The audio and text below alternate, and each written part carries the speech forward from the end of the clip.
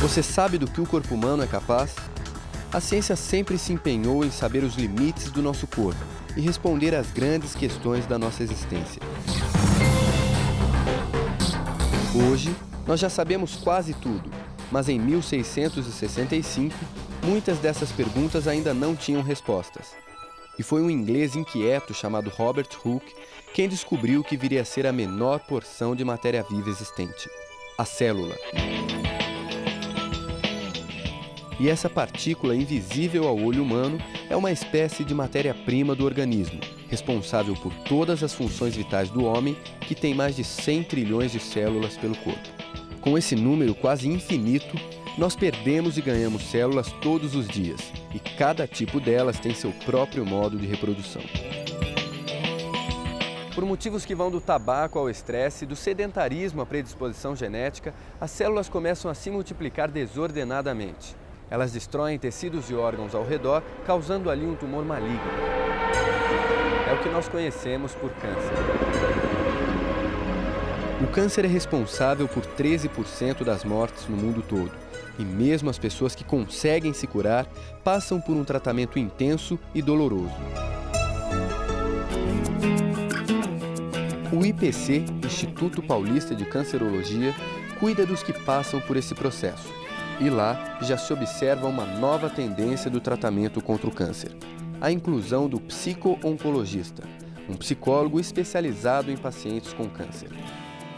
As equipes oncológicas multidisciplinares já estão incorporando esse profissional para amenizar a avalanche emocional que o câncer causa na vida desses pacientes. O risco real de morte trazido pela doença causa medo, primeiro sentimento de quem se descobre com esse tumor.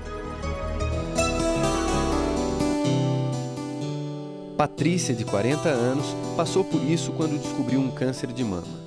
A reação de quando você tem essa notícia é igual para todo mundo. É medo, pavor, choro. Vera Anita Bifuco, psico-oncologista do Instituto Paulista de Cancerologia, é quem explica essa reação. Eu diria que num primeiro momento é uma negação. Não está acontecendo isso comigo, né? Até como um mecanismo de defesa. Ou ele se pergunta, poxa vida, por que comigo? No que eu retruco dizendo, e por que não com você? O tratamento do câncer pode ser feito através de cirurgia, radioterapia e quimioterapia, utilizadas de forma isolada ou combinada, a depender do diagnóstico. Em geral, todo esse processo provoca alterações drásticas na vida do paciente: queda de cabelo, anemia, fraqueza. Mas apesar de tudo, ele pode sim ser curado. Só que o câncer ele veio carregado de uma aguda percepção da morte. É como se fosse um diagnóstico fatal.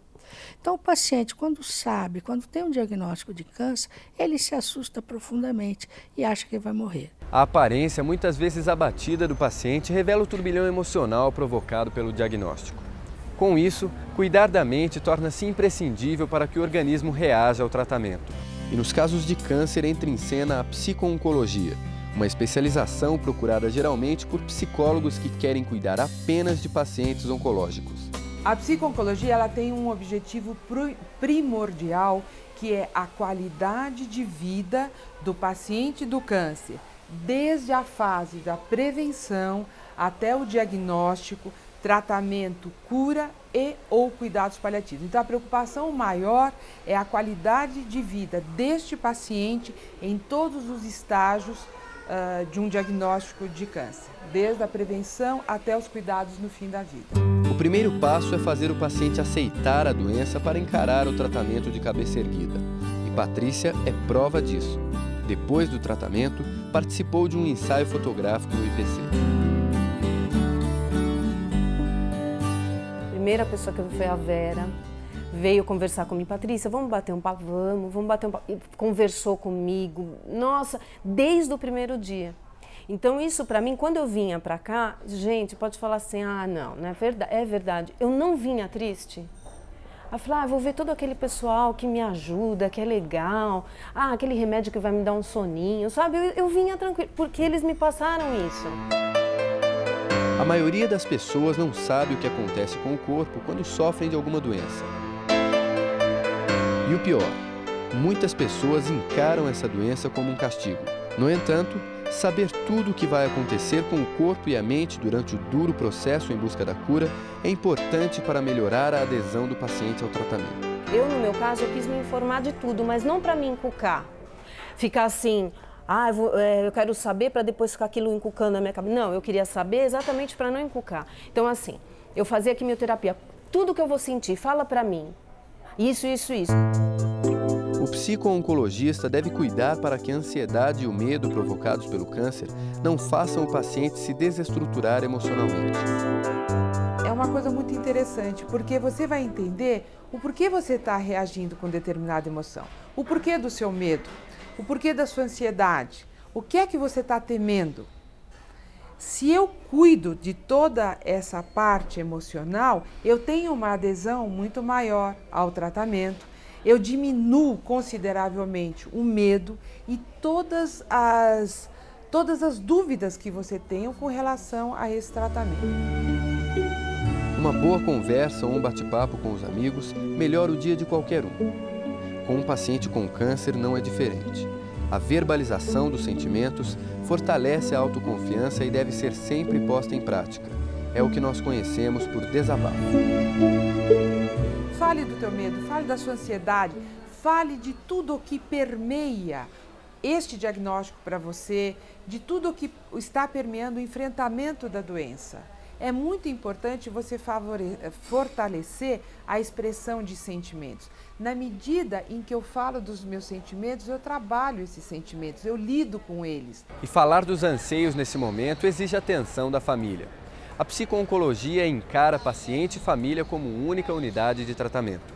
Pois quando chegar a hora de voltar para casa, são os familiares que continuarão repassando uma melhor qualidade de cuidados. A família inteira vive o mesmo diagnóstico junto com o paciente. Ela sofre, vibra, luta junto com o paciente em todas as fases. Então a família tem que ser acolhida tanto quanto o paciente. O câncer de mama nas mulheres e de próstata nos homens são os mais recorrentes. O Instituto Nacional de Câncer estima para 2008 quase 100 mil novos casos no Brasil, que juntos com outras neoplasias somarão quase 500 mil novos casos. A boa notícia é que muitos deles podem ser curados. 50% dos casos de câncer têm cura, 25% nós podemos fazer com que vire uma doença crônica, tá? Assim como a diabetes, assim como a pressão alta, como tantas outras doenças, e 25% em casos muito agressivos, nós ainda temos os recursos dos cuidados paliativos que dão um prolongamento de vida, com qualidade de vida, com dignidade e respeito até a hora do desfecho final. A psicologia vai ajudar bastante num trabalho de equipe para essa compreensão dos vários aspectos da prevenção, na promoção e na intervenção psicológica no processo do adoecer. Eu não sei de nenhum caso que um paciente não tenha se tornado, depois de um diagnóstico de câncer, por exemplo, um ser humano muito melhor, porque ele ressignifica sentimentos, valores, a própria vida. Eu acho que o câncer, ele provoca essa mutação, o que é muito positivo. E não só no paciente, como na família, como na equipe, como todos no seu entorno. A psico-oncologia existe no Brasil há pouco mais de 20 anos. Cada vez mais, as equipes oncológicas estão incorporando o profissional, que é mais uma ferramenta contra uma das doenças que mais matam na atualidade.